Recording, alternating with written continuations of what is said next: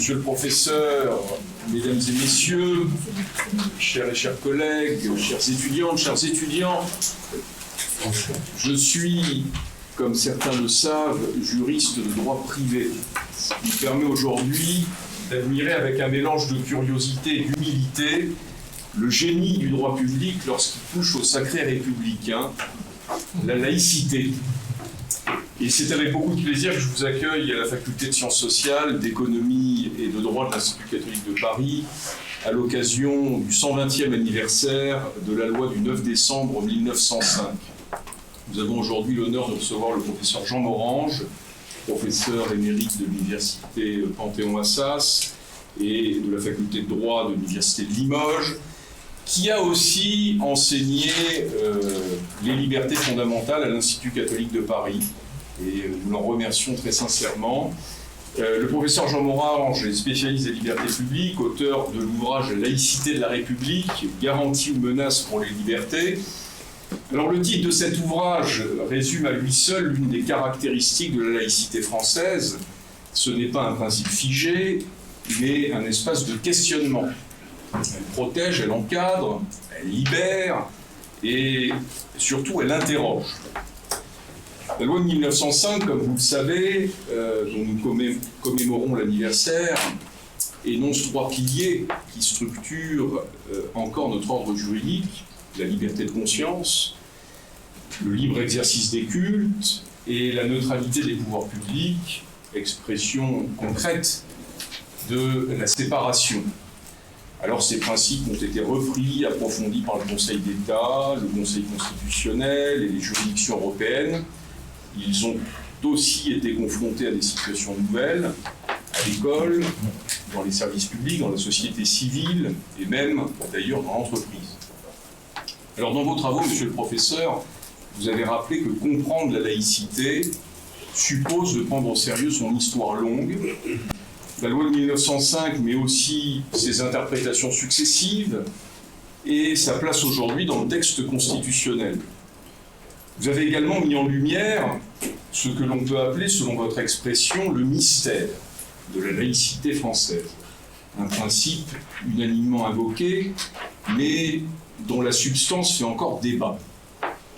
Alors ce mystère se révèle, par exemple, dans la coexistence du droit des cultes en Alsace-Moselle. Héritier du Concordat, avec la loi de 1905, témoignant que notre République s'est composée avec la diversité historique et juridique. Pour nous, à l'Institut catholique de Paris, cette conférence est une occasion précieuse, celle de former des juristes capables non seulement de connaître les règles, mais de comprendre leur portée politique, sociale et philosophique. Je voudrais ici adresser un remerciement particulier à Madame Pauline Vidal-Delplanque, son pilier Manon Fraisse, dont l'engagement et l'organisation ont permis la tenue de cette rencontre. Comme souvent, derrière les grands principes, il y a un travail concret, discret, mais indispensable. Monsieur le professeur, merci encore d'avoir accepté notre invitation. Nous sommes honorés de vous entendre aujourd'hui éclairer cette question qui traverse notre actualité. La loi de 1905 est-elle d'abord une loi de liberté ou comporte-t-elle aussi des tensions avec certaines libertés? Nous sommes impatients, et je dis bien impatients, de vous entendre nous guider avec votre rigueur et votre liberté de pensée dans les nuances et la richesse de la laïcité française. Je cède maintenant la parole à Madame Vidal-Delplanque et je vous remercie. Alors, cher professeur Morange, chers collègues, chers étudiants, des étudiants des diplômes universitaires de formation civile et civique, plutôt en présentiel ceux de l'Institut catholique de Paris, à distance ceux de l'Université de Lille et également ceux de Mayotte. Votre présence nombreuse, en présentiel ou en distanciel, témoigne de l'importance et de la vitalité de ce sujet qui nous rassemble, les 120 ans de cette loi, qui concerne la séparation des églises et de l'État et le thème choisi, loi liberticide ou loi de liberté. Je tiens tout d'abord à exprimer toute ma reconnaissance, mon profond respect pour toute l'œuvre scientifique du professeur Morange, notamment dans le champ du droit et des libertés fondamentales. Son travail et ses analyses ont grandement enrichi notre compréhension des libertés fondamentales et du principe de laïcité, Et je pense particulièrement, comme ça a été évoqué, à cet ouvrage récent de 2023, La laïcité de la République, garantie ou menace pour les libertés, qui d'ores et déjà fait autorité et offre un éclairage indispensable sur les enjeux actuels de la séparation. Comme ça a été évoqué, je remercie également le service de la communication de l'ICP, plus particulièrement Manon Fraisse, ainsi que les services techniques qui permettent à cette conférence d'être suivie en distanciel, même à travers le globe, en Outre-mer, en leur précisant que malheureusement, ils n'ont pas la possibilité de poser des questions, puisqu'il y aura bien sûr un temps d'échange. Sur le fond, cette loi de 1905, ce n'est pas seulement un texte d'archives, c'est bien la pierre angulaire de notre modèle républicain, un acte souverain voté par le Parlement, qui affirme donc en principe la liberté de conscience, qui garantit son corollaire, le libre exercice des cultes, instaurant ainsi la neutralité de l'État. 120 ans plus tard, les défis contemporains nous rappellent la nécessité de constamment réinterpréter, sans jamais la trahir, cette œuvre législative qui peut sembler majeure. Quelques questions pour amorcer votre conférence. Au-delà du caractère symbolique, dans quelle mesure ce texte original de 1905, notamment les articles 1 et 2, est-il vraiment resté ce socle libéral et suffisant dans la relation entre l'État et les religions face à une profonde diversification du paysage cultuel français?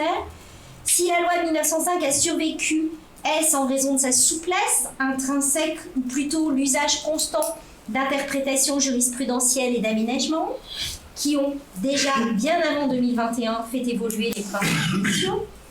Le renforcement, enfin, des obligations sur les associations cultuelles, le contrat d'engagement républicain, la transparence financière, l'ensemble posé par cette loi du 24 août 2021, représente-t-il une véritable rupture avec l'esprit de la non-ingérence et de la séparation de 1905, ou simplement une mise à jour nécessaire des outils de l'État pour garantir l'ordre public et le respect des valeurs républicaines dans ce contexte nouveau? Enfin, face aux défis actuels, séparatisme, repli communautaire, la France s'est-elle dotée avec cette loi de 2021 d'un nouvel arsenal juridique qui vise une menace particulière ou qui risque d'affecter de manière indifférenciée l'ensemble des cultes, remettant peut-être en cause la neutralité bienveillante? Toutes ces questions devraient permettre d'ouvrir cette conférence qui, j'en serai certaine, et j'en suis certaine d'ores et déjà, l'occasion d'échanges fructueux, d'analyse pointue sur l'actualité et de l'avenir de ce pilier de notre droit. Je vous cède la parole, cher professeur Morange. Merci beaucoup, merci monsieur le doyen de votre aimable accueil, merci chers collègues et amis de votre présentation, et je dois dire que votre invitation m'a fait très plaisir. Comme vous le rappelez, j'ai eu la chance d'enseigner pendant 7 ans à l'Institut catholique, et au-delà de l'époque où j'ai été émérite, ce qui veut dire aussi retraité, c'est-à-dire que ce qui manque beaucoup, c'est de rencontrer du public et des étudiants. Donc ça a été un grand plaisir de pouvoir enseigner ici. Et puis si on en était dans les souvenirs, je pourrais rappeler que j'avais participé à un colloque à l'Institut catholique pour les 100 ans de la loi de 1905 en 2005, à l'initiative du doyen de la faculté de droit canonique, Jean-Paul Durand, le père Jean-Paul Durand, et puis Monseigneur Valdrini, qui était à l'époque le recteur de l'Institut catholique, les deux ayant publié un ouvrage chez Dalloz, qui est toujours un ouvrage marquant et un ouvrage de référence. Bon, alors revenons-en à la loi de 1905, à la question posée. Loi liberticide, loi de liberté. Il fallait bien trouver une question, mais les questions, elles sont nombreuses. Et je crois pouvoir vous dire dès le début que je ne répondrai sûrement pas à toutes. Et c'est pour ça que j'ai pris quelques papiers pour ne rien oublier d'essentiel, mais j'oublierai sûrement, ou de toute façon je serai contraint de laisser de côté un assez grand nombre de points relatifs à cette loi. Alors pourquoi? Bien parce que la loi de 1905 renvoie à la laïcité, que la laïcité renvoie à la loi de 1905, et c'est quand même assez surprenant qu'aujourd'hui on parle de cette loi de séparation. Le 9 décembre 1905, c'était la date de son adoption, mais qui est maintenant la journée de la laïcité. Donc tout se mélange, pas toujours pour la plus grande clarté, il faut bien le reconnaître. Loi liberticide ou loi de liberté, nous allons essayer de voir ce qu'il en est. En tout cas, c'est une loi concernant, pour reprendre son titre, la séparation des églises et de l'État. Loi de séparation. Et on pourrait penser que c'est une loi qui concerne surtout des règlements, qui est une loi technique. Et ça n'est pas faux. Si je peux vous donner un conseil, c'est très facile, cherchez sur Internet le texte à jour de la loi de 1905, oui, en 2025, et vous verrez, vous la lirez. Les deux premiers articles sont très clairs, mais après, ça l'est quand même sensiblement moins. Et vous avez des parties réglementaires qui ne sont pas très faciles d'accès, notamment ce qui vient de la loi de 2021. Bon, la Troisième République avait ses défauts. Elle n'a pas été toujours libérale, elle a même été, pour reprendre les mots du doyen Macron, une république contre les libertés parfois, mais elle avait le mérite d'adopter des lois claires. C'est plus toujours le cas aujourd'hui, et la loi de 2021 n'est pas non plus un modèle de clarté. Bon, on reviendra éventuellement sur un ou deux points. Alors pourtant, cette loi de 1905 est une loi singulière. C'est une loi qui a été l'aboutissement de ce qu'on a appelé le combat laïque, commencé presque au début de la Troisième République, annoncé d'ailleurs, commencé, poursuivi, et elle constitue, pour reprendre une expression du Conseil d'État, une expression contemporaine, la clé de voûte de ce combat républicain. Donc c'est une loi singulière et c'est sans doute pour ça qu'elle marque encore les esprits. Elle est une loi de liberté pour ceux qui l'ont adoptée. Elle l'a été, loi de liberté parce qu'elle libérait le politique de l'Église. Car quand on parle des églises, en fait, celle qui était visée, c'était l'Église catholique et pratiquement uniquement l'Église catholique. Donc elle libérait le politique de l'emprise de l'Église et en renvoyait au Second Empire pour les images, les clichés, etc. Et puis elle assurait la liberté de conscience à une époque où l'Église catholique avait beaucoup discuté de ce que signifiait profondément cette liberté, et ça n'a pas d'ailleurs cessé, mais j'entre pas dans cette querelle, liberté de conscience qui, pour les laïcs, c'est une nébuleuse, donc il est difficile de les définir, qui pour les laïcs devait commencer par l'éducation des enfants, d'où la place dans cette première partie de combat sur les questions, laissées aux questions d'enseignement. Loi de liberté pour les uns, mais loi liberticide pour les autres, notamment pour la plupart des catholiques, la majorité à l'époque, parce qu'elle mettait fin à des siècles de collaboration étroite entre l'Église et le pouvoir politique. Et à l'époque, on avait dit également que cette loi allait porter atteinte à la liberté de l'Église et des fidèles. Donc dès le départ, loi de liberté, loi liberticide, mais les points de vue ne seront pas toujours les mêmes et les camps vont évoluer. Cette loi a été adoptée dans un climat de passion. Et il suffit de relire les contemporains de cette époque, un climat de passion dont on n'a plus véritablement idée. Un climat de guerre civile larvée, un climat d'opposition. Les deux Frances opposées l'une à l'autre, ce sont des discours de l'époque et tout ceci est vraiment marquant pour cette époque, mais reste sans doute encore présent.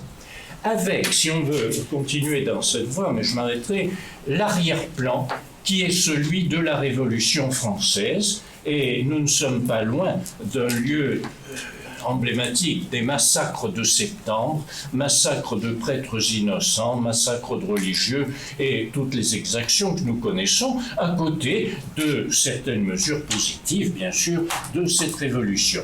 Mais en arrière-plan, il y a la spoliation de l'Église, il y a les confiscations de biens, la nationalisation des biens du clergé, et pour beaucoup, à cette époque, de façon sans doute irrationnelle, c'est la Révolution qui recommence avec toute sa phase négative, toute sa phase sombre.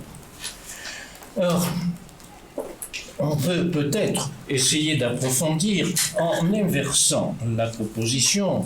Ne commençons pas par loi de liberté, mais loi liberticide. C'est ce qu'elle a été dans un premier temps. Cela correspond à la chronologie. Et nous verrons que progressivement, et pour des raisons qui sont rationnellement explicables, cette loi est devenue une loi de liberté, au moins globalement envisagée, avec peut-être quelques écueils. Une loi liberticide. Une loi liberticide, elle a été perçue ainsi par une partie de l'opinion publique française, parce qu'elle intervient dans un climat hostile à l'Église catholique, mais hostile au-delà aux phénomènes religieux. On est dans une période où le scientisme avait le vent en poupe, où la science, avec un grand S, était censée résoudre tous les problèmes et répondre à toutes les questions. Donc un contexte hostile et une hostilité qui se traduit déjà à l'époque dans certaines dispositions de la loi. Le contexte hostile, je passerai rapidement. La loi de 1905 a été une loi de rupture.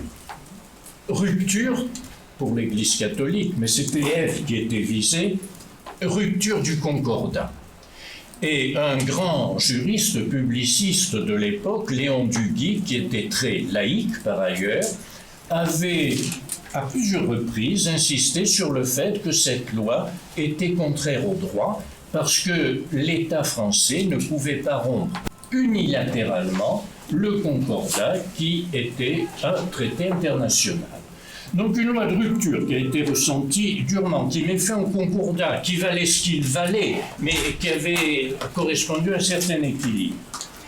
Et puis cette loi surtout achevait un processus de sécularisation de la société française. Alors on pourrait en citer beaucoup, loi sur les funérailles, loi sur le divorce, loi sur les jours fériés et le dimanche et les fêtes religieuses, etc. Et puis on peut ajouter des dispositions qui sont véritablement liberticides. Plus précisément, les lois de 1882-86 sur l'enseignement public, non pas parce qu'elles mettent en place un enseignement public, mais parce qu'elles interdisent aux clercs, prêtres religieux et religieuses, d'enseigner, et ce sont les seuls exclus. Donc les seuls exclus, les seules victimes de cette discrimination, ce sont des catholiques définis en tant que tels par rapport à des critères que les laïcs connaissaient parfaitement. Donc, loi sur l'enseignement, et plus scandaleux encore, la loi de 1901. Alors, notre grande loi sur les associations, et c'est une loi libérale, et c'est une loi qui a duré, mais dont le titre 3, lui, n'était pas du tout libéral, relatif aux congrégations, soumises à un régime de discrimination, les congrégations de l'époque n'étant et ne pouvant être que les congrégations catholiques, et qui d'ailleurs n'étaient même pas définies, puisqu'on renvoyait au droit canonique, en quelque sorte, pour savoir ce qu'était une congrégation. Et enfin, si on voulait achever l'édifice, loi de 1904, qui interdit aux religieux catholiques, en fait, c'était ceux qu'on pouvait distinguer, prêtres, religieux, religieuses, et surtout membres des congrégations, d'enseigner non seulement dans l'enseignement public, mais dans tout autre établissement d'enseignement. On voulait que la jeunesse échappe à l'influence de l'Église catholique. Alors, c'est une loi de séparation, effectivement, mais vous pouvez, je l'ai rappelé très brièvement, on se rend compte qu'à l'époque, ça a été vécu douloureusement, et ça a été vécu comme la poursuite de la Révolution française dans un contexte discriminatoire. La loi elle-même, lorsqu'on l'a lue en 1905, ce qu'ont fait des juristes, était a priori beaucoup plus acceptable et beaucoup moins discriminatoire. Et on le doit à Aristide Briand en grande partie, ainsi qu'à d'autres républicains modérés qui ont voulu que cette loi de séparation soit une loi qui ne casse pas la société française et qui ne porte pas atteinte aux religieux dans son ensemble et au catholicisme en particulier. Alors pourtant, si globalement la loi n'est pas une loi discriminatoire, c'est une loi de police et une loi qui met en place des institutions avec quelques préoccupations qui sont vite apparues. Alors, loi de police. En gros, cette loi soumet le religieux et l'Église catholique au droit commun. Il n'y aurait pas vraiment à se plaindre, à ceci près, c'est que sociologiquement on ne visait quasiment que les catholiques, et puis surtout que cette loi soumettait les religions à un régime de police qui à l'époque n'était pas aussi libéral qu'on le verra par la suite. Donc par exemple, lorsque les processions sont visées, le contrôle du Conseil d'État à cette époque n'était pas celui qu'on a connu ultérieurement, et sous couvert d'ordre public, on pouvait très facilement interdire des cortèges, manifestations, défilés, processions, etc. Alors, c'est vrai que le Conseil d'État a très vite réagi, que très vite il a assuré un contrôle, mais il l'a fait progressivement. Vous avez des arrêts de l'époque, Abbé Olivier, Abbé Didier, ce n'était pas leur prénom, c'était leur nom de famille, qui montrent l'évolution. Dans un premier temps, le Conseil d'État fait en sorte qu'on ne puisse pas interdire des cortèges funéraires. La liberté a été assurée presque immédiatement, mais quant à d'autres processions, il a fallu attendre quelques années pour que le Conseil d'État vérifie si elles portaient vraiment atteinte à l'ordre public. Donc une loi de police qu'il faut replacer dans le contexte de cette époque. Et puis surtout, les problèmes ont été liés à la façon dont la loi envisageait la gestion des biens. Alors là aussi, il faudrait développer beaucoup. Disons que les biens étaient gérés par des fabriques, des établissements publics. Puisqu'on mettait en place la séparation, les biens des cultes en général, notamment des cultes reconnus, ces biens devaient être transférés à d'autres institutions. Et la loi de 1905 met en place les associations cultuelles, dont elle définit l'organisation, assez simple d'ailleurs, mais qui ont été refusées par l'Église catholique. Alors par le pape, relayé bien sûr par les évêques français. On a beaucoup discuté de ce refus des cultuels.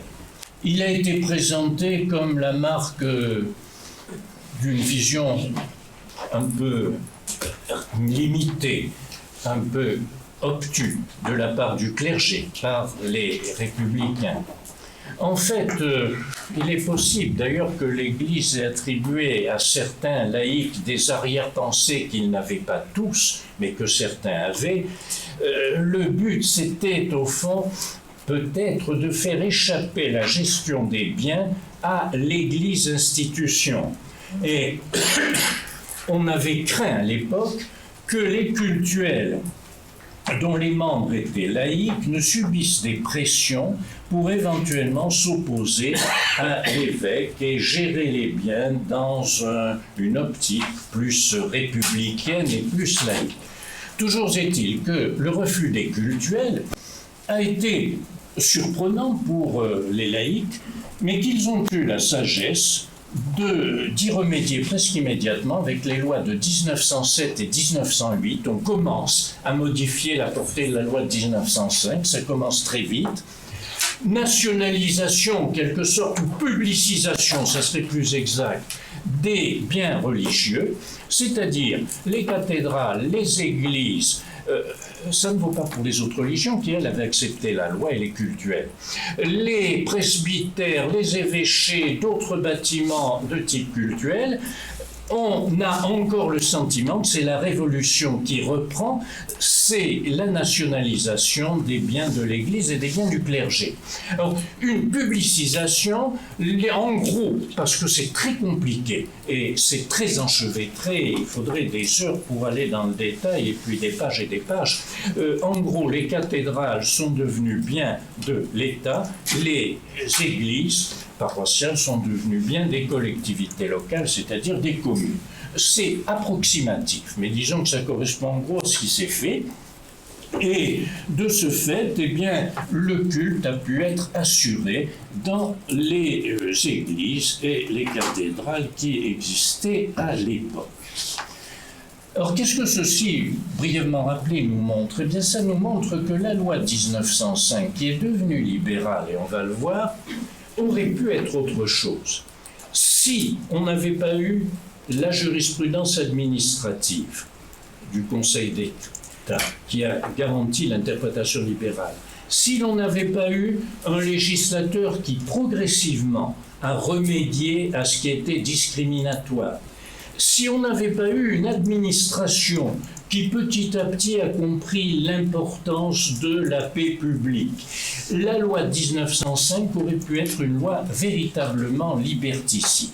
Si elle ne l'a pas été, c'est parce que les circonstances ont changé et parce que de nombreux acteurs ont fait en sorte qu'elles ne le deviennent pas et qu'elles deviennent au contraire une loi de liberté.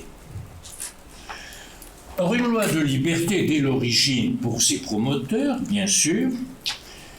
Une loi de liberté, on peut s'en rendre compte du fait de sa durée. Si la loi de 1905 avait été une loi liberticide, elle ne serait pas encore en vigueur, même avec des modifications, 120 ans après. Donc la durée est une preuve que cette loi est libérale. Faut-il aller plus loin et dire que c'est une loi protectrice? On peut au moins poser la question. Alors, une loi libérale, mais par étapes. Alors, des étapes, je vais passer très vite, des étapes qui concernent aussi la laïcité. Mais la laïcité, dont on ne parlait pas, la loi de 1905 a quand même comme caractéristique de n'utiliser nulle part le mot de laïcité, y compris dans son titre. Mot totalement absent. Et pourtant, c'est la grande loi laïque. Alors effectivement, son sort est lié à la laïcité et les grandes étapes, bien c'est le 2 août 1914, on arrête les poursuites contre les congréganistes, contre certains membres du clergé. C'est 1919, la Chambre Bleu Horizon, la fraternité retrouvée, l'unité nationale. C'est 1924, échec d'une résurgence du laïcisme, rétablissement des liens avec la papauté, rétablissement des relations diplomatiques, etc. C'est aussi toute la Troisième République qui, petit à petit, de 1919 à 1939, va laisser la loi et son interprétation évoluer dans un sens libéral. Ce qui va être, alors c'est très curieux pour un juriste, ce qui va être consacré par Vichy, car sur beaucoup de points, le gouvernement de Vichy, dont on sait que par ailleurs il a été à l'origine de nombreuses discriminations, ce gouvernement de Vichy va faire adopter des projets préparés par la Troisième République qui auraient abouti si la guerre n'avait pas eu lieu, et ceci est consacré à nouveau par le gouvernement provisoire de la République française en 1944. Et l'évolution se poursuit. C'est un phénomène assez surprenant, mais disons qu'il y a une évolution lente, continue, bizarre d'ailleurs, je peux même le dire, qui va transformer cette loi en une loi libérale. Alors, une loi libérale qui consistera à gommer les dispositions des lois contraires à la liberté, titre 3, loi de 1904, etc., il faudrait les développer plus, et qui va libéraliser la loi de 1905 sur 2 points, les questions de police, les questions de gestion. Question de police. Bien, on l'a vu, l'œuvre du Conseil d'État, régulateur de la vie paroissiale, pour reprendre la célèbre expression du doyen Lebras. Bon, cette jurisprudence libérale va faire que les processions sur la voie publique ne seront plus interdites arbitrairement, elles le seront même très rarement, qu'une catégorie sera déterminée par le Conseil d'État, les processions traditionnelles qui n'ont même pas à être déclarées, scandalisera le décret-loi de 1935, adopté pourtant dans une période pas très libérale de la Troisième République, où les affrontements se multipliaient et où la guerre approchait. Cette jurisprudence jouera un grand rôle. De même, en ce qui concerne la gestion intérieure des édifices du culte. Après tout, les cathédrales sont propriété de l'État, les églises sont propriété des communes. Pourquoi le ministre de l'Intérieur, d'une part, ou le gouvernement, pourquoi les maires n'interviendraient-ils pas pour réglementer ce qui se passe à l'intérieur de ces édifices? Eh bien là aussi, grâce en grande partie au Conseil d'État, mais aussi au personnel politique et à l'administration, cela n'a pas été le cas. Les édifices publicisés, propriété publique, sont gérés par les desservants, c'est-à-dire en gros par les évêques et les curés, les desservants qui sont en communion avec leurs évêques, eux-mêmes en communion avec Rome. Les laïcs rétablissent la hiérarchie catholique pour faire admettre qu'il y a une liberté de gestion intérieure aux édifices du culte. Les maires non seulement ne peuvent pas intervenir, la police d'État ne le peut pas non plus, sauf si un trouble se manifestait à l'extérieur ou si le trouble intérieur n'avait plus aucun lien avec le culte. Mais ce sont des cas extrêmes où les règles de courtoisie sont quand même prévues. On ne peut intervenir qu'après avoir averti le prêtre desservant et à certaines conditions. Et puis, non seulement à l'intérieur de l'Église, mais disons que il faut un accord du desservant pour tout ce qui va se dérouler à l'intérieur. Alors, il y a des questions qui sont discutées. J'aurais bien aimé les approfondir. Que faire lorsque certaines églises sont très peu utilisées pour le culte, ce qui est le cas sur beaucoup de portions du territoire français, compte tenu des déplacements de population et du fait que beaucoup d'églises sont sur des territoires où il n'y a plus beaucoup de fidèles, donc une pratique religieuse qui est limitée. Que faire des activités profanes, des concerts, d'autres types d'activités? Il y a des règles de l'Église catholique elle-même. On ne peut pas accepter un concert qui ne serait pas au moins à connotation religieuse, en tout cas qui ne serait pas hostile ou n'apparaîtrait pas contraire à la religion, idem pour les autres spectacles. Que faire également du bâtiment à titre touristique, visite du trésor, visite du bâtiment, etc. Toutes ces questions sont assez légitimes finalement, puisqu'il faut entretenir des édifices. La ministre actuelle de la Culture a reposé la question pour Notre-Dame. Est-ce qu'on ne pourrait pas faire payer à l'entrée lorsqu'il s'agit de visites touristiques? Bon, c'est une question qui n'est pas absurde, mais qui effectivement va à l'encontre des dispositions de la loi de 1905, et de 1907 et 8. Ces édifices sont laissés gratuitement à la disposition des fidèles. Donc c'est complexe. Est-ce qu'on ne pourrait pas, il y a peut-être d'autres solutions, demander aux visiteurs bénévolement de faire une offrande pour l'entretien du bâtiment? Je trouve curieux qu'on n'ait pas essayé plus de s'orienter dans cette voie, ce qui serait un moyen de concilier effectivement la charge d'entretien et peut-être d'un autre côté la mise à disposition de ces édifices. La gratuité, alors qu'il n'y a pas de service public, il n'y a plus de service public du culte ou des cultes. Et puis enfin, à l'extérieur des édifices du culte, deux questions, mais je ne pourrais pas développer. La question des statues et insignes religieux, voire des crèches de Noël, puisque ça va bientôt, ça a déjà commencé d'ailleurs, ça ressort. Alors, il faut concilier. Bon, la loi 1905 avait eu une vision à la fois souple et rigide. On ne voulait pas reprendre ce qui était iconoclaste de la Révolution française. Donc il n'était pas question de détruire les statues religieuses, les croix, etc. Mais on ne voulait pas qu'il s'en installe de nouvelles. Donc, le passé restait immuable, on n'y touchait pas, mais à l'avenir, on ne pouvait plus implanter sur le domaine public, quel qu'il soit, dans les édifices publics, d'emblèmes, de signes religieux.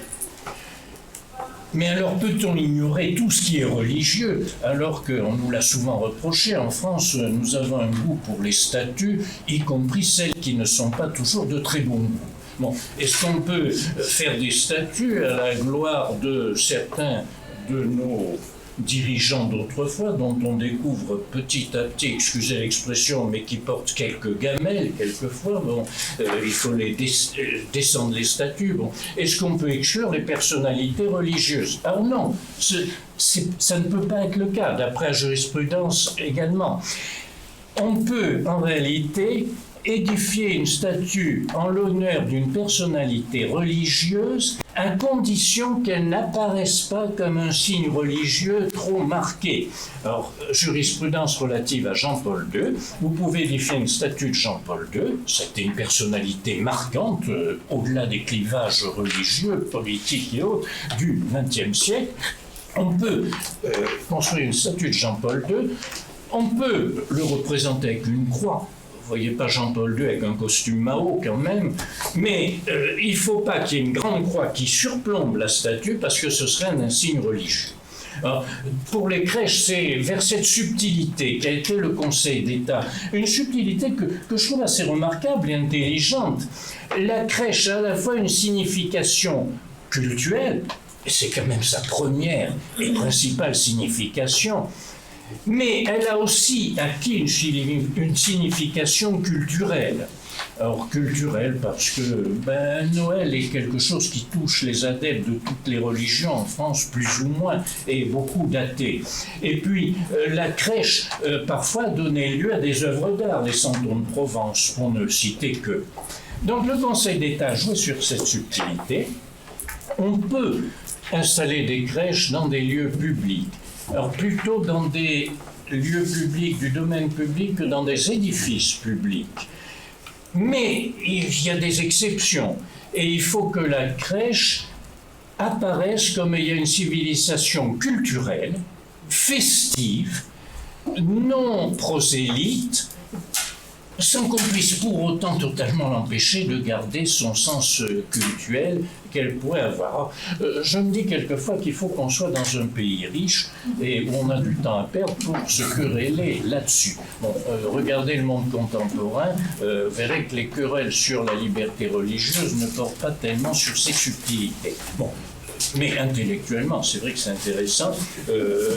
Nos amis étrangers, compris juristes, sont parfois souriants et aimables. Parfois, ils sont moins aimables pour ce goût que nous avons. Donc, lois de police, vous voyez, qui sont interprétées d'une certaine façon. Je ne veux pas prolonger. Et problèmes de gestion, disais-je. Je vais y venir. Alors, gestion. Assouplissement sous la Troisième République pour l'Église catholique, après consultation de juristes éminents, avis du Conseil d'État, on a estimé que les associations diocésaines, qui elles font une place prépondérante à l'évêque, ces associations sont compatibles avec la loi de 1905, ce dont personne en 1905 ne s'était rendu compte ou ne se serait rendu compte sans doute. Donc elles sont compatibles, mais c'est une façon aussi de contourner la loi de 1905 en disant que c'est compatible, donc l'Église catholique peut être gérée selon ses propres principes. Loi donc qui n'est pas modifiée, mais qui est adaptée, et qui en revanche est beaucoup plus modifiée par la loi de 2021. Alors une loi de 2021, dont c'est une opinion personnelle, je pense qu'elle n'a rien d'une grande loi. C'est une loi de circonstance, c'est une loi de police, c'est une loi qui a été voulue pour des raisons politiques, qui n'est pas sans une certaine justification, éviter le séparatisme, éviter un intégrisme terroriste, mais qui, pour ne pas être discriminatoire, vise tout le monde, toutes les religions, quelle qu'elle soit, y compris d'ailleurs les musulmans qui étaient les plus visés, dans la mesure où la grande majorité des adeptes pratiquent une religion de caractère pacifique. Donc vous avez une loi de 2021 qui, pour atteindre une petite minorité, modifie des règles. Alors elle modifie surtout les règles de gestion au point de vue comptable, financier. Relisez cette partie de la loi 1905 introduite en 2021, vous verrez que c'est loin d'être clair et évident. Si on veut trouver une justification, ce serait que ces associations cultuelles disposent d'un avantage, recevoir des dons et des legs, qu'il y a des avantages fiscaux au profit des cultes en général, donc que ça justifie une surveillance, mais en l'occurrence, si on ne peut pas reprocher au pouvoir public de surveiller la gestion des fonds, surveiller l'usage qui en est fait globalement, cela devient une surveillance qui pourrait être, alors on peut espérer une évolution, une surveillance tatillonne, une surveillance bureaucratique. On va aller fouiller dans les comptes ce que les grandes religions peuvent avoir besoin, ou les grands groupements religieux peuvent arriver à faire, à gérer correctement, ce qui est beaucoup plus difficile au niveau local.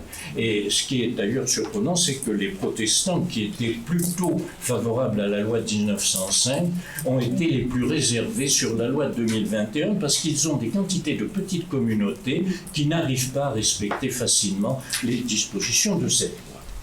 Alors, de cette loi, je crois qu'il faut attendre aussi pour porter une appréciation. C'est trop tôt, il faut voir comment elle sera appliquée, et peut-être que dans 120 ans, 116, on peut supprimer 4 ans, il y aura une réunion ici où on se demandera ce qui est devenu la loi de 2021. Pour ma part, je pense qu'elle sera complètement enterrée, mais enfin, on verra. Nos descendants verront. Bon, et cette loi est-elle devenue, pourtant cette loi de 1905, est-elle devenue une loi protectrice? Alors, elle est une loi libérale dans le titre premier, mais le titre premier dont on parle toujours, c'est quoi? C'est 2 articles. Voilà, la loi, elle fait plusieurs pages de JO, maintenant, elle a été accrue. Alors c'est vrai que l'article 1er est très libéral, l'article 2 aussi. On leur doit l'existence des aumôneries, de la possibilité de rétribuer les aumôniers, de tous les cultes d'ailleurs. C'est une loi qui effectivement est une loi protectrice des cultes à cet égard, et qui a été elle aussi interprétée dans un sens libéral par le juge administratif. Elle est surtout devenue protectrice dans la mesure où elle a été interprétée, adaptée par le législateur, l'administration, le juge, le Conseil d'État notamment, et certains disent la jurisprudence européenne. C'est vrai, globalement, on ne pourrait pas prendre les dispositions liberticides de la 3e dans le contexte du Conseil de l'Europe, mais je suis beaucoup plus réservé sur la jurisprudence actuelle de la Cour européenne des droits de l'homme, qui a tendance à vouloir une séparation, mais qui s'immisce elle-même souvent dans la gestion interne des églises sous prétexte de sauvegarder les droits fondamentaux des individus qui les constituent. Alors ça supposerait beaucoup de développement que je ne peux pas faire. Disons qu'en s'en tenant à la loi de 1905, la protection qu'elle assure a des aspects financiers et elle consiste peut-être surtout à préserver l'autonomie. Alors, aspect financier, je vais énumérer. La loi interdit de salarier un culte. Ça n'a jamais posé de problème. Mais on peut salarier les aumôniers des divers cultes, on peut salarier certaines prestations, si je puis dire. Ne pas salarier, mais on ne peut pas non plus subventionner. Là encore, jurisprudence subtile, et je pourrais vous citer un certain nombre d'arrêts, si vous voulez. On distingue le cultuel et le culturel. On ne peut pas subventionner un culte. On ne peut pas faire dire une messe aux frais du contribuable. Sauf si la messe était dite, par exemple, pour les soldats morts pour la France, etc. C'était une vieille jurisprudence d'après la Première Guerre mondiale qui a commencé à se mettre en place. On peut subventionner, en revanche, le culturel. Si une association religieuse, de quelque religion que ce soit, distribue des repas, des nécessités à une activité sociale, etc., elle peut être subventionnée pour cette partie de l'activité. Alors prenons, puisque je suis marqué comme ayant exercé à Limoges aussi, quelque chose qui a suscité un contentieux dans ma région, les ostensions limousines. Bon, je n'ai plus le temps de développer trop. Tous les 7 ans, et depuis 1000 ans, on commémore à Limoges un miracle que l'on attribue à Saint Martial, premier évêque de Limoges. Et depuis plus de 1000 ans et tous les 7 ans, il y a des processions où on invoque Saint Martial et où on promène, entre guillemets, c'est pas péjoratif, les reliques. Ça devient rare dans la France contemporaine et ces ostensions font participer les autorités religieuses, mais aussi les autorités laïques. La châsse de Saint Martial, c'est-à-dire le reliquaire de Saint Martial, a 3 clés. Pour l'ouvrir, il faut 3 clés. Une clé détenue par l'évêque de Limoges, une autre clé, où est le curé de l'église dans Saint-Michel dans laquelle il se trouve, une autre clé détenue par le président d'une confrérie de Saint-Martial, et la 3e clé par le maire de Limoges. Et peu importe que le maire soit non catholique, c'est arrivé, voire qu'il soit athée, le maire vient participer pour ouvrir la clé, suivi de la reconnaissance des reliques de Saint Martial par l'évêque. Bon. Ces ostensions faisaient participer les autorités religieuses et laïques. Elle était subventionnée par les communes dans lesquelles les processions se déroulaient parce qu'il y a des défilés en costume d'époque, des reconstitutions d'époque, etc. Ça attire des touristes. Une des communes du Limousin qui attire le plus de touristes, c'est Saint-Junien, petite ville industrielle de 25 000 habitants, où les ostensions se déroulent grâce au personnel municipal, en présence du maire qui collabore très activement. Or, depuis l'origine ou presque, le maire est communiste et actuellement, il est paracommuniste ou salé réformateur, etc. Et il participe très activement et tient à insister au premier rang à côté de l'évêque. Alors, certains laïcs, c'est la Ligue des athées qui a obtenu l'annulation de la décision de subventionner. Le Conseil d'État a accepté que, tel que c'était prévu, c'est-à-dire sans distinguer culte et culturel, on ne pouvait pas donner telle subvention, mais la commissaire de la rapporteure publique, Madame Bretonneau, avait bien insisté sur le fait que si on distinguait culturel et culturel, on pouvait subventionner. Bon, malheureusement, ça n'a pas eu d'effet, en dépit de l'effort intellectuel qui avait été fait. Disons que l'entretien des édifices religieux, c'est toujours dans le domaine financier, est assuré par les collectivités publiques, et que sans cela, on se trouverait dans la même situation que d'autres pays libéraux, où en fait, il n'y a plus d'édifices religieux dans certaines zones, ou bien ils tombent en ruine, parce qu'il n'y a plus de fidèles capables d'entretenir. Alors si vous vous promenez dans la France rurale, vous verrez qu'il y a des magnifiques petites églises qui sont entretenus aujourd'hui, mais ne le sont que grâce aux collectivités locales, à la Fondation du patrimoine et à des aides financières européennes ou nationales. Alors cet entretien est quelque chose de considérable. La construction d'édifices religieux bénéficie elle aussi de subventions indirectes. Alors de subventions indirectes avec les beaux amphithéotiques qu'on met à disposition d'une religion, le terrain pour construire l'édifice qui reviendra au public, mais au terme de 100 ans à peu près.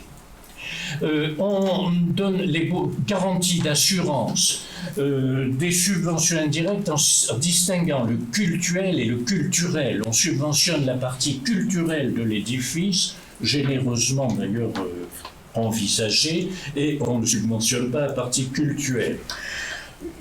Voilà à peu près ce qui se trouve, si vous voulez, dans cette jurisprudence très abondante et très compliquée.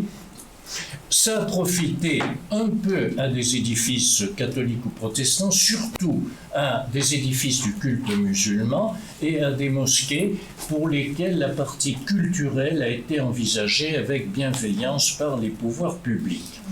Alors, est-ce qu'il faut aller plus loin et admettre que l'État participe à la construction d'édifices religieux, de toutes les religions, en proportion des fidèles? Monsieur Sarkozy, ministre de l'Intérieur, l'avait envisagé. Il avait demandé à une commission présidée par le doyen Machelon, dont on parlait, comprenant des personnalités diverses, de faire des propositions. La commission avait été dans ce sens, en disant que c'était favorable à la liberté religieuse, mais devenu président de la République, M. Sarkozy n'a pas osé aller plus loin, compte tenu des réactions de milieux laïques de tous bords, qui ont estimé que c'était la fin de la loi de 1905, etc. Toujours est-il que les églises bénéficient aussi de dispositions fiscales, et je crois qu'on n'insiste pas assez là-dessus. Les crédits d'impôt, lorsque vous payez, si vous payez d'ailleurs, je m'avance beaucoup, mais pour ceux qui payent, qui font des dons à des associations religieuses, quelles qu'elles soient, pour ceux qui payent le denier du culte, par exemple catholique, on a droit à un crédit d'impôt, ce qui n'était pas du tout évident, et même ce qui aurait été sans doute impossible en 1905.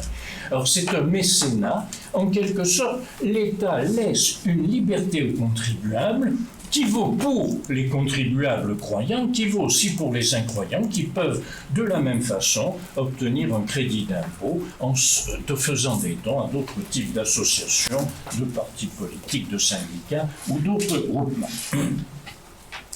Tout ceci favorise une autonomie des édifices religieux, autonomie qui permet aux édifices religieux et aux religions de se gérer, de garder leur caractère propre. Et cela, je crois que c'est un des aspects libéraux qu'on n'avait pas vu en 1905. Les laïcs, qui connaissaient très bien le fonctionnement des églises et surtout de l'église catholique, ils en étaient issus. Beaucoup d'entre eux avaient des enfants élevés dans la religion catholique, leurs femmes pratiquaient le catholicisme lorsque eux-mêmes étaient francs-maçons ou athées ou s'affichaient comme tels. Donc ils connaissaient très bien la façon dont fonctionnaient les églises et ils avaient voulu assurer l'autonomie des groupements religieux. C'est dans la loi de 1905. Mais ceci a duré.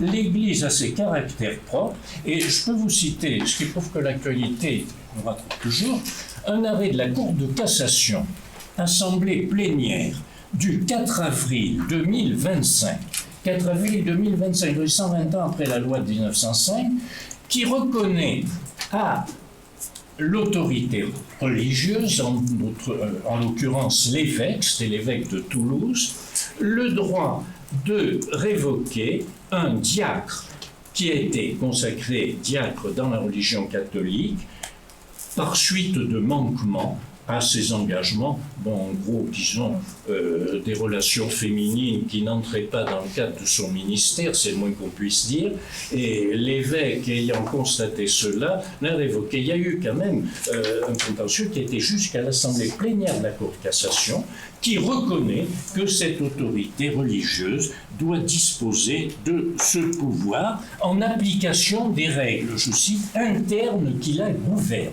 Donc cette reconnaissance de l'autonomie du religieux est une reconnaissance sur laquelle on n'insiste peut-être pas assez, qui peut se traduire par une protection contre les troubles dans les églises ou les édifices religieux, contre les pressions ou contre les intrusions politiques. Il est interdit de tenir des réunions publiques dans des édifices religieux, des réunions politiques, voulais-je dire. Interdit de tenir des réunions politiques, vous pouvez penser à l'affaire de Saint-Bernard, on peut en reparler si vous voulez. Interdiction de pression pour empêcher quelqu'un de participer à un culte ou pour le contraindre à y participer, et puis contre les troubles. Et sanctionnable le fait de troubler le culte d'une quelconque façon. Et alors, vous avez une affaire il y a quelques années, Bouton contre France, ça s'est terminé devant ma Cour européenne, une jeune femme, membre des Femen, avait voulu protester contre l'opposition de l'Église catholique à l'avortement, etc. Et elle a été rentrée à l'église de la Madeleine à Paris, vous direz une pécheresse, mais une pécheresse repentie. Et cette jeune femme s'était dénudée et avait simulé un avortement avec du foie de bœuf. C'était pas très ragoûtant, c'était pas très édifiant, et elle avait été sanctionnée par les juridictions françaises pour avoir troublé un culte. La Cour européenne, elle, a estimé qu'elle avait utilisé sa liberté d'expression, elle n'avait pas troublé un culte qui se déroulait, mais simplement elle est intervenue dans un lieu de culte où on peut quand même pourtant prier éventuellement. Et la Cour européenne a fait prévaloir la liberté d'expression sur la protection qu'accorde la loi française. Donc, voyez, faites attention, quelquefois notre vieille loi de 1905 est beaucoup plus protectrice que ne peut être l'interprétation donnée par la Cour européenne des droits de l'homme, qui veut s'immiscer et qui soupèse. Ce qui, à mon avis, juridiquement peut présenter des inconvénients. Lorsque vous mettez deux plateaux dans la balance, il y a une part de subjectivité, liberté d'expression contre liberté religieuse ou respect de la religion. Oui, d'accord, j'en reste là. On ne peut pas vraiment, ça dépend beaucoup de l'appréciation qui est portée. Prévalence du droit privé et prévalence du droit public. Peut-être, ça dépend des hypothèses.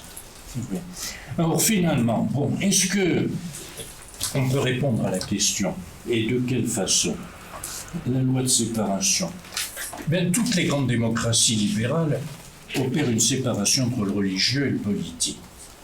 Les États-Unis, qu'on avait beaucoup invoqué en 1905, une séparation beaucoup plus rigide, il n'y a pas de subvention possible pour l'entretien des édifices religieux. D'ailleurs, en Amérique du Nord, les édifices qui servent plus sont beaucoup plus facilement détruits.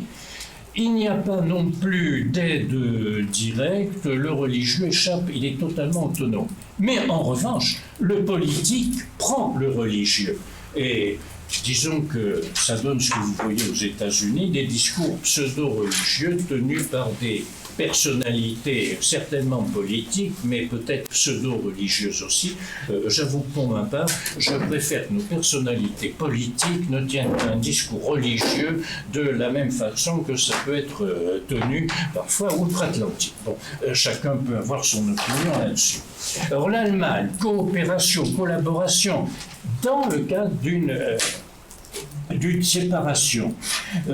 En Allemagne, où s'est développé le droit civil ecclésiastique, thème d'une thèse d'un collègue qui nous est cher, de M. Rambaud, pour ne pas le citer, mais sa thèse peut être citée parce qu'elle est très intéressante d'ailleurs. Et cette thèse montre bien qu'il y a un droit civil ecclésiastique que nous n'avons pas, mais dont on peut se demander si nous ne l'avons pas avec la loi de 1905. Est-ce que la loi de 1905 et quelques autres ne sont pas, au fond, ce qui régit et permet de régir les relations entre les églises, tous les cultes et l'État? Et est-ce que ça n'est pas un équivalent sommaire d'un droit civil ecclésiastique? Est-ce que cette loi, pour autant, est une grande loi, la loi de 1905? Oui, pour ces deux premiers articles, mais qui ne servent plus à rien parce que d'autres dispositions constitutionnelles ou législatives reprennent la substance. Ce qui n'empêche pas régulièrement de proposer qu'elle soit constitutionnalisée. Alors, avec des épisodes surprenants. François Hollande, candidat, avait proposé une constitutionnalisation de la loi de 1905. Bon, ce qui ne veut rien dire. Vous imaginez constitutionnaliser des dispositions qui sont abrogées, qui n'ont plus de portée réglementaire, etc. Mieux conseillé, il s'en était limité aux deux premiers articles. Mais ça posait problème, ce dont il s'est rendu compte, parce que vous supprimez non pas le régime de l'Alsace-Moselle, il y avait une parenthèse, mais tous les régimes spécifiques qui peuvent être liés à cette intervention de l'État dans certains domaines. Finalement, il a oublié cette promesse, devenu président de la République, laquelle a été reprise par des radicaux de gauche qui ont déposé une proposition de loi, laquelle a été rejetée pour les mêmes raisons. Mais j'ai entendu très récemment, je crois même y compris ce matin, que certains reprenaient la constitutionnalisation de la loi de 1905. Bon, si on s'en tient au titre premier, c'est gênant parce qu'on ne peut pas constitutionnaliser l'interprétation qui a été donnée. Donc, il resterait que les dispositions de la loi qui pourraient avoir une portée tout autre dans un contexte différent. La loi de 1905, c'est donc une loi qui est tout à fait acceptable, me semble-t-il, qui n'est pas du tout incompatible avec la liberté religieuse, sous réserve peut-être des abus qui pourraient résulter de ce qui a été introduit en 2021, mais ça n'est pas pour l'instant certain. Et si c'est une loi qui est tout à fait acceptable, est-ce une grande loi? Chacun de penser ce qu'il veut. C'est en tout cas une loi qui a été comme la laïcité, interprétée dans un contexte hostile, dans un premier temps, rigide, puis dans un contexte plus souple, voire libéral, et qui à certains moments de l'histoire a été une loi qui n'interdisait pas de reconnaître aux religions plurielles une utilité sociale. Et si vous voulez, l'assassinat dramatique du père Hamel avait favorisé ce type de discours parce que cette figure d'un prêtre âgé qui se dévouait jusqu'à la fin de sa vie à ce qui avait été son sacerdoce a rappelé cette image, alors qu'il y a des images surtout négatives qui étaient diffusées par ailleurs et pour d'autres raisons, cette image positive de ce qu'est le desservant, l'homme du culte, l'homme de Dieu, si vous voulez, quelles que soient les religions que nous envisageons. Et cette image avait fait dire au président de la République, qui était M. Hollande, que les religions avaient une utilité sociale, ce qui a été repris par d'autres personnalités politiques. Je crois que c'est peut-être cela qui serait le plus intéressant, sur lequel il serait le plus intéressant de réfléchir aujourd'hui. Est-ce que la loi de 1905 n'est pas une loi qui s'accommode parfaitement de la reconnaissance de l'utilité sociale des églises, c'est-à-dire d'une séparation, certes, entre les églises et l'État, mais une séparation souple. Et j'ai cité Léon Duguy, je peux citer Maurice Soriot pour terminer. Maurice Soriot disait: une séparation n'est pas faite pour être rigide, une séparation est faite pour être souple, surtout dans nos démocraties parlementaires. Après tout, la séparation entre le pouvoir exécutif et le pouvoir législatif doit être une séparation souple. Je pense que pour ces pouvoirs, il serait peut-être intéressant d'y réfléchir, mais en tout cas, c'est certain aussi pour ce qui concerne les églises et l'État, pour assurer la liberté qui comprend, bien sûr, au premier chef, la liberté de conscience et la liberté de religion. Excusez-moi d'avoir été un petit peu long. Je vous remercie de votre attention.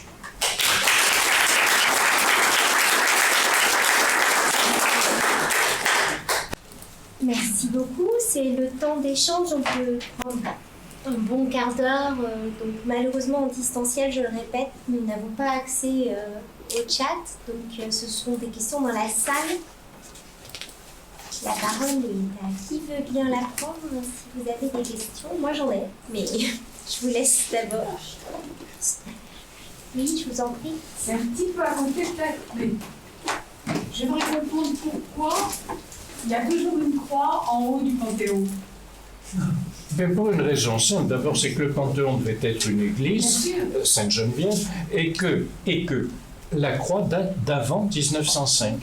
Donc on n'enlève rien de ce qui existait en 1905. Alors vous avez une croix sur le Panthéon, vous avez des croix sur les églises, ça c'est assez logique, mais vous avez des croix parfois à l'entrée des cimetières, alors que le cimetière est devenu neutre, vous avez des croix sur certains bâtiments des vieux hôpitaux qui étaient très fréquemment religieux, voire de certains lycées laïques, lorsque les jésuites avaient précédé les laïcs dans ces établissements.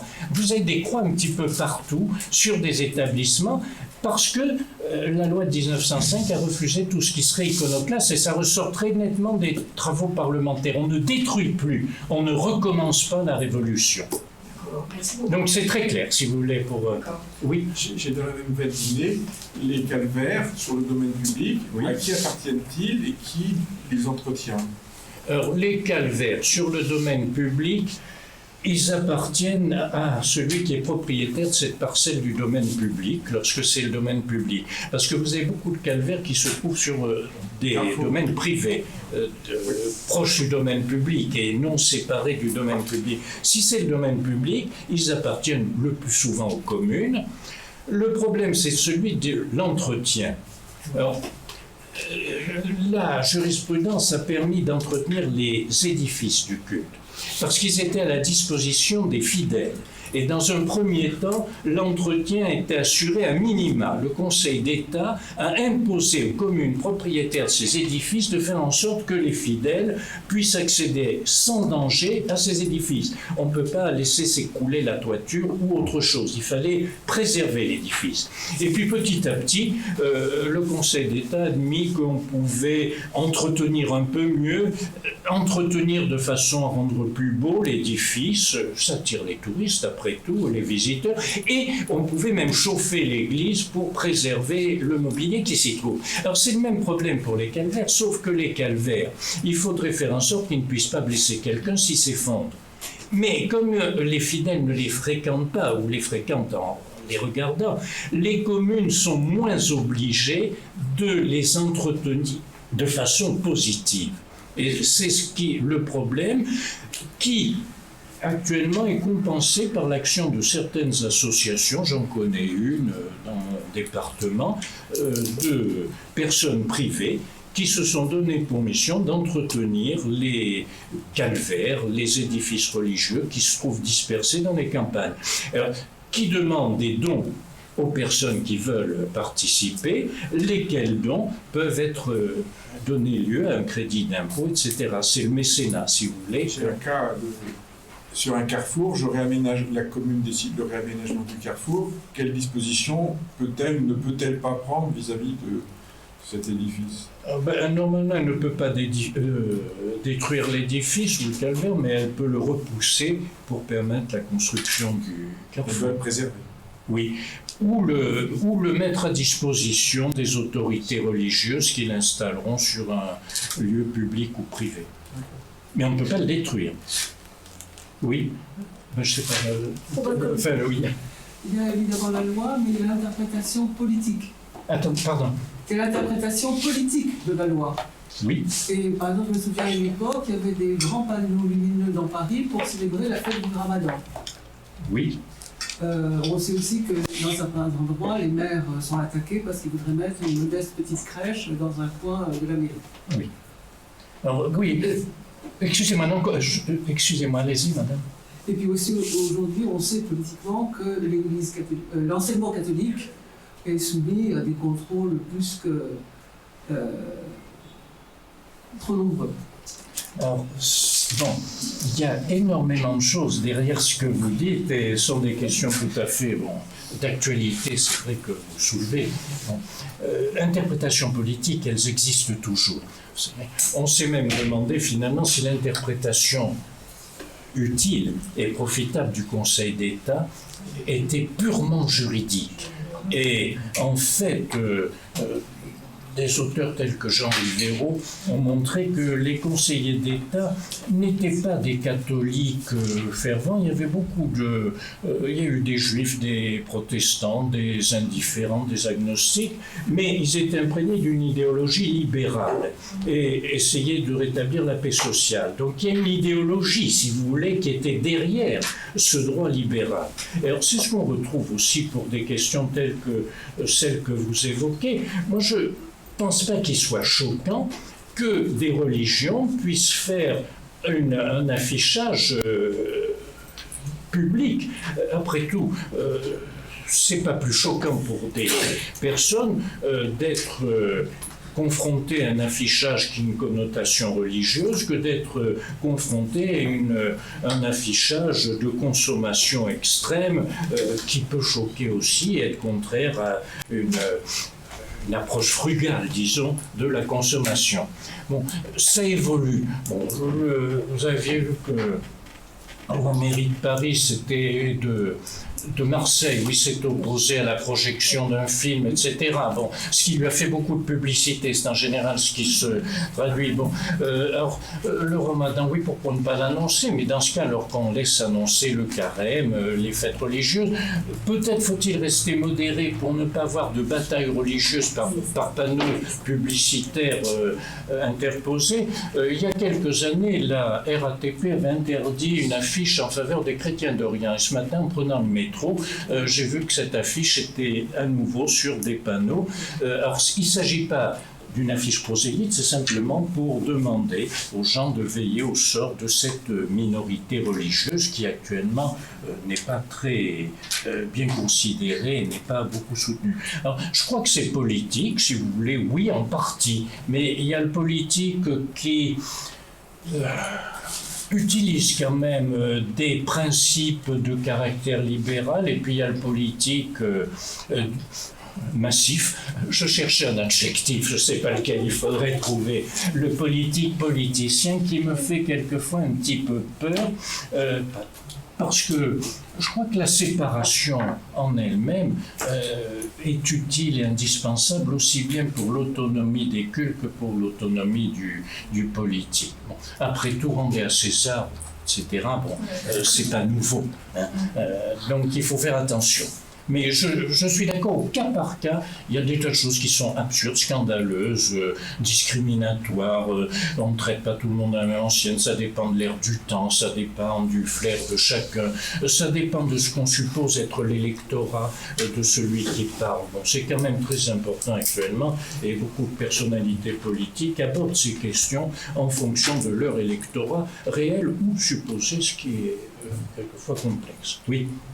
Je voudrais un témoignage, ensuite une question beaucoup plus légère que celle qui vient de poser. Le témoignage que je suis omniprésent et je constate que, au moins dans la prison où je vais, il y a encore des détenus malgré les lois de 1905 et les derniers code pénal, de procédure pénale. Il y a encore beaucoup de détenus qui n'ont pas le droit d'exercer leur culte en détention. Pas aujourd'hui. C'est-à-dire qu'on organise des célébrations culturelles, comme il est prévu, mais un grand nombre aujourd'hui de détenus ne peuvent pas y accéder. Donc ça, c'est juste un témoignage. Oui. Et moi, ça me gêne vis-à-vis justement de ces lois, parce que c'est une loi de liberté, mais il y en a certains dont leurs droits ne sont pas respectés.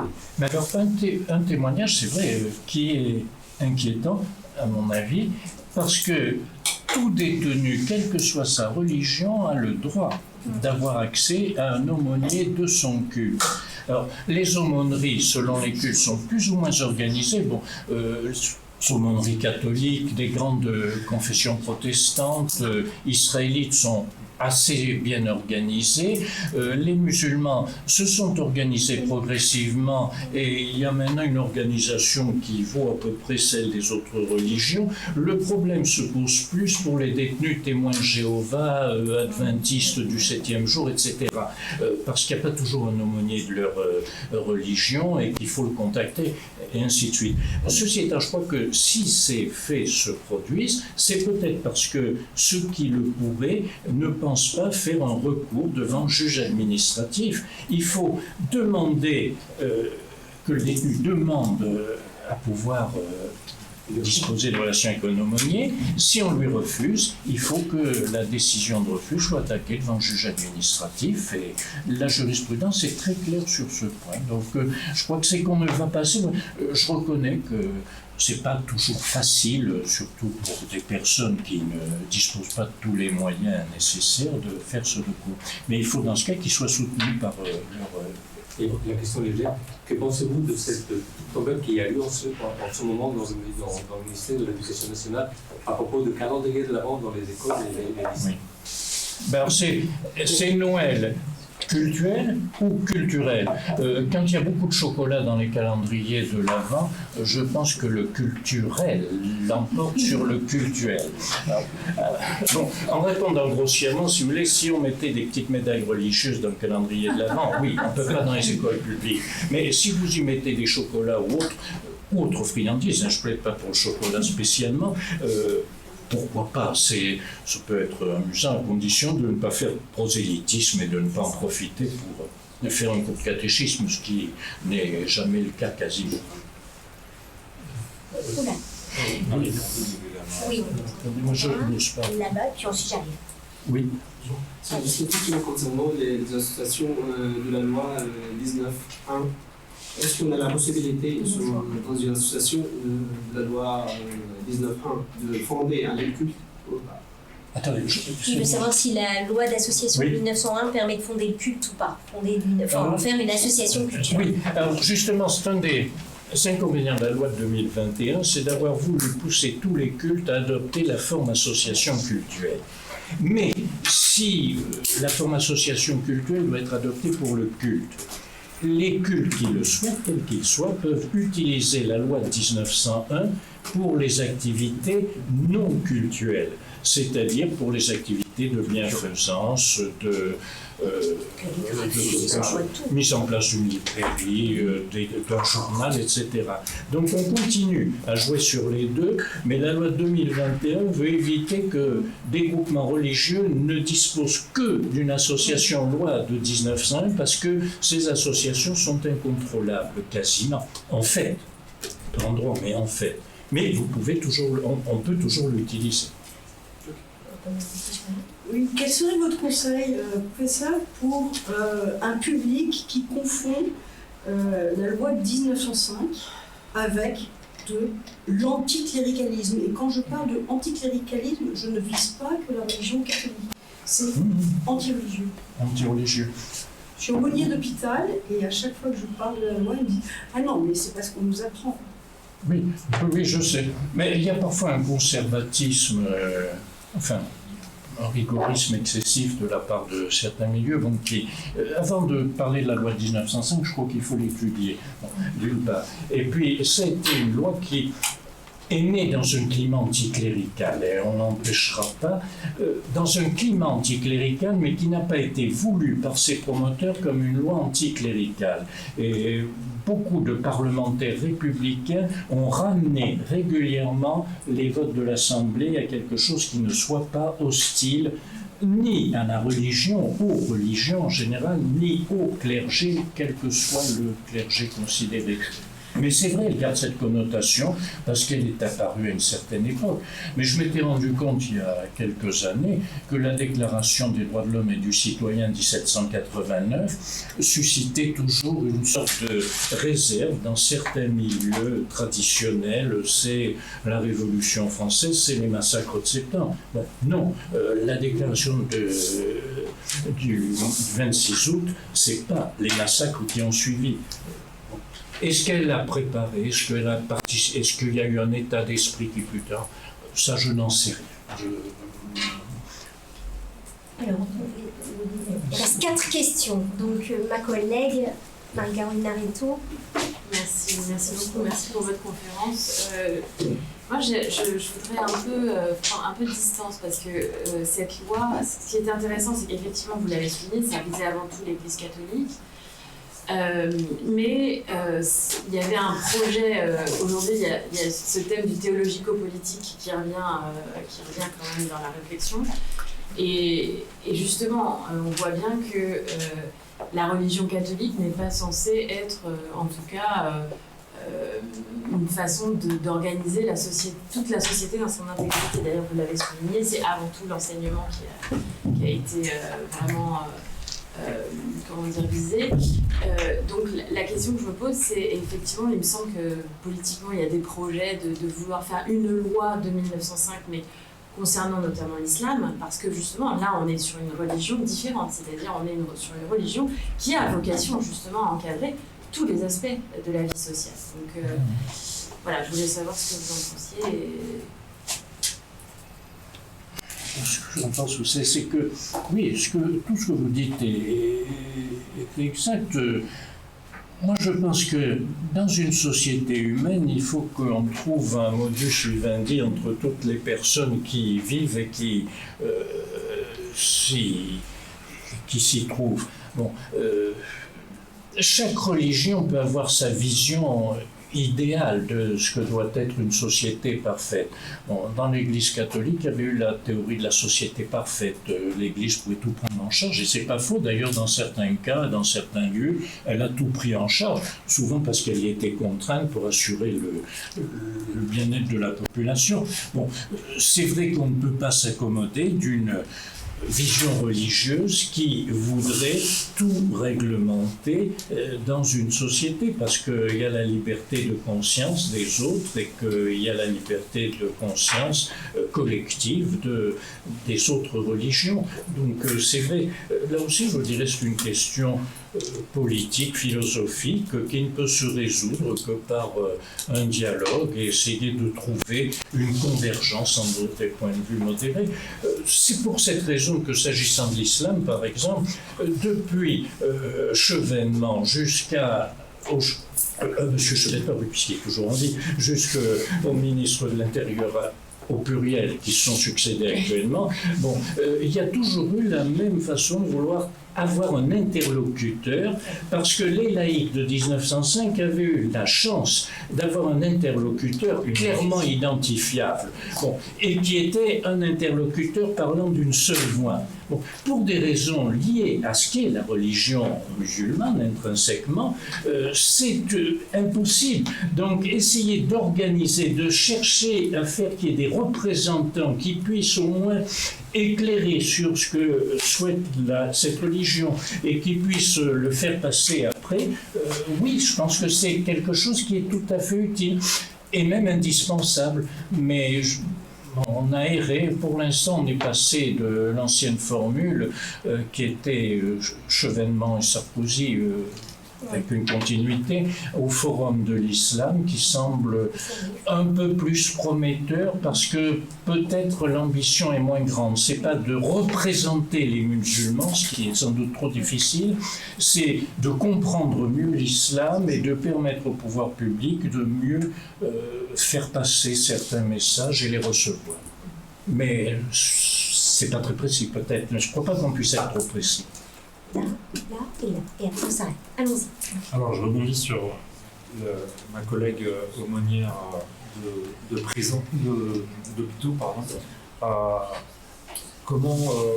Quel est votre point de vue sur l'ancrage qu'on observe de manière différente et l'acceptation des aumôneries, la présence des aumôneries dans les différents milieux que sont l'hôpital, la prison, l'armée?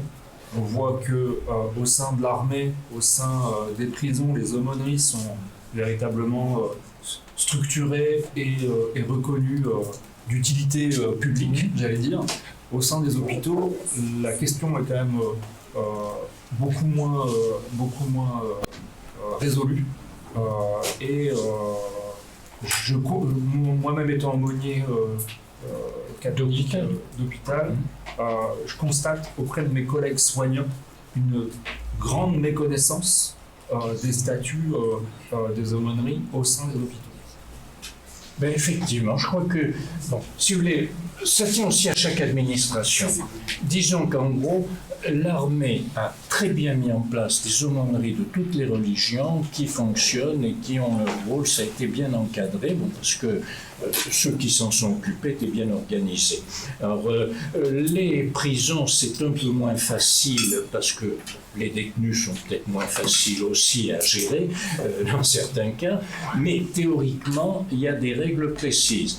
Les hôpitaux, c'est plus flou parce que vous avez un public qui est plus fluctuant, qui vient, qui part, qui connaît pas toujours. Certains n'ont même pas le temps de réfléchir besoin d'un aumônier quand on passe moins en moins de temps à l'hôpital, si vous voulez. C'est plus dans les EHPAD qu'on a besoin d'aumôniers que dans les... Enfin, on en a besoin partout, mais si vous voulez, peut-être que c'est plus dans les EHPAD que leur présence dans la durée est indispensable. C'est vrai que beaucoup de personnes ne le pensent pas, il faut les informer. Il y a eu dans certains hôpitaux, je pense dans ma région, des informations faites par des associations. Il y a un petit livret qui est distribué aux personnes qui entrent au moins au CHU en leur disant, entre autres, qu'elles peuvent faire appel à l'aumônier de leur religion si elles le souhaitent, et on donne des références.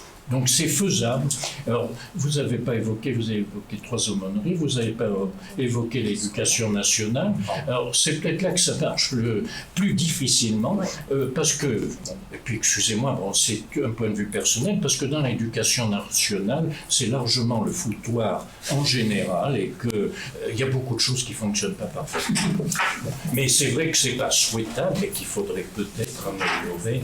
Alors, à la fois la présence, la possibilité d'intervenir, et puis peut-être aussi que les aumôniers qui interviennent soient eux-mêmes, revoient leur rôle. Il y a beaucoup d'aumôneries religieuses auprès des établissements d'enseignement où on fait du loisir autant que de la religion. Mais ça ne me regarde pas, ça regarde chacun. Mais c'est peut-être là qu'il faudrait aussi réfléchir. À mon avis. Avant-dernière question, et puis dernière question. Alors, on est parti de l'idée du génie du droit public. C'est vrai. Ah, c'est pas moi. Non, il fallait que ce soit un pilatiste pour le dire, c'est pas moi. J'ai pas évoqué le génie. Je n'aurais jamais osé. Et en fait, on a l'impression qu'à cause peut-être de la façon dont ça s'est fait, le contexte, il y a quand même des choses qui heurtent en fait dans les mots et dans l'attitude de l'État vis-à-vis du monde religieux, en particulier sur l'utilité ou l'inutilité, en particulier vis-à-vis des moines à l'époque. Et puis au niveau de la reconnaissance ou de la non-reconnaissance. Il y avait un premier ministre, il s'appelle là, Manuel Valls, qui disait on ne les reconnaît pas mais on les connaît bien. Ça veut dire quoi? Et donc on se demande s'il y a vraiment du génie, parce que après on fait loi de séparation, on fait loi de non-séparation, non-séparatisme, on ne sait plus si on parle d'action ou pas. Et puis par rapport au salaire et à la propriété, le salaire était dû en raison de la spoliation de l'or, des propriétés, et puis même entre 1880 et 1920, il y a beaucoup de biens qui ont été spoliés au niveau des congrégations religieuses. Il y a quand même la liberté, c'est quand même le droit de propriété. C'est difficile d'avoir l'exercice religieux, le christianisme c'est fondé sur un droit de propriété. Et donc, les droits de conscience, le droit de la conscience, c'est le droit de la propriété.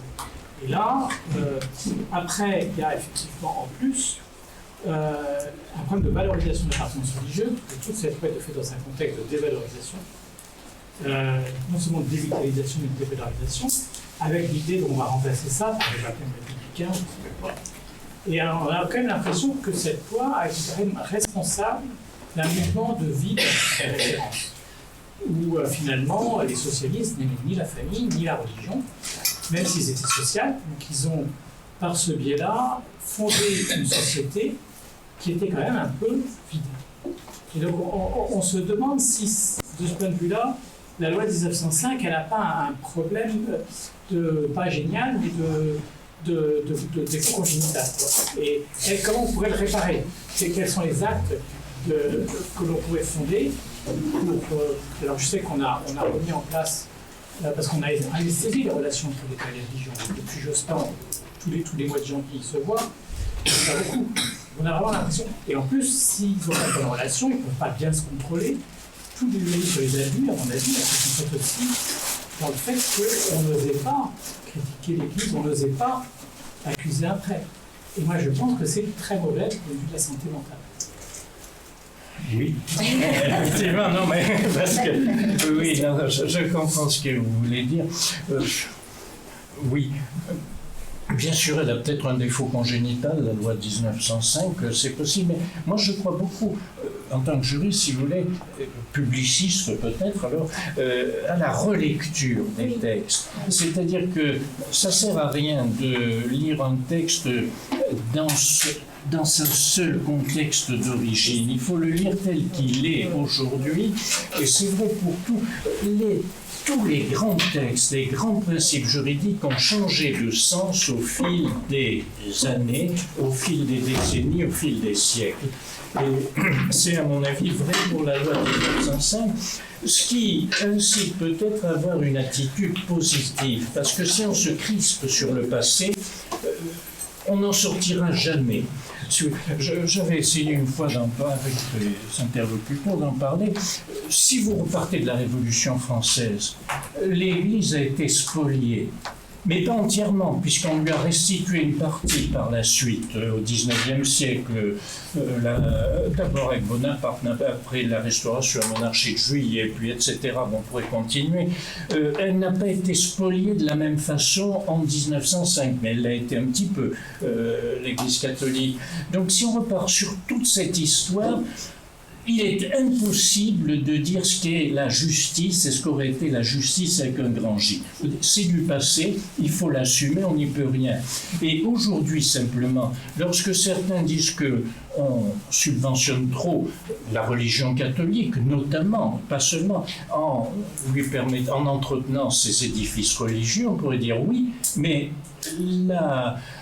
en octobre 91, quand on a nationalisé les biens de l'Église, on s'était engagé à compenser. Ça n'a jamais été fait à l'époque, ça n'a été fait partiellement. Donc, est-ce que c'est une compensation ou pas? C'est une façon de voir les choses. Et puis, il y a une jurisprudence qui est intéressante de la Cour européenne des droits de l'homme concernant l'Espagne. En Espagne, à l'époque où la Cour a statué, l'Église catholique avait encore une position privilégiée. Et certains s'étaient plaints du fait qu'elle bénéficiait de trop d'avantages, notamment pour l'entretien de ces édifices religieux.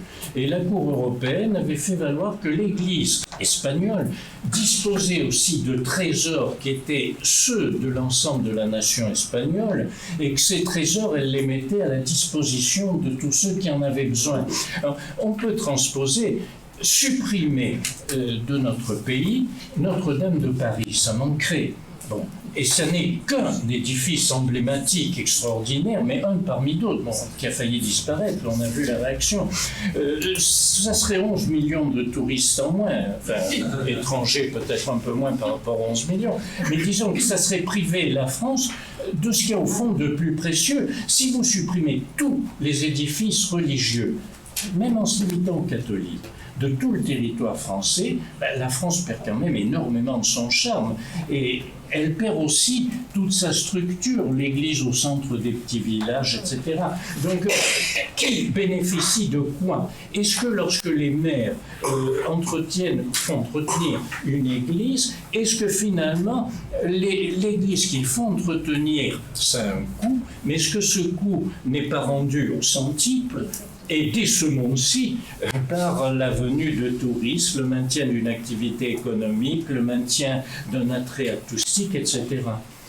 Ce que je vous disais sur les maires communistes qui ils voyaient ça, puis alors, quand on leur demandait, c'est pas gênant pour vous de... Mais non, parce que tout ça est populaire, et partout où il y a du populaire, le Parti communiste, ça fait penser à Don Camillo, dans le meilleur aspect, dans la meilleure version. Allez, dernière ultime question. Oui, quelque chose qui touche un certain particularisme et un universalisme aussi. Je vais parler des clochers. Et je vais parler d'abord de mon expérience personnelle.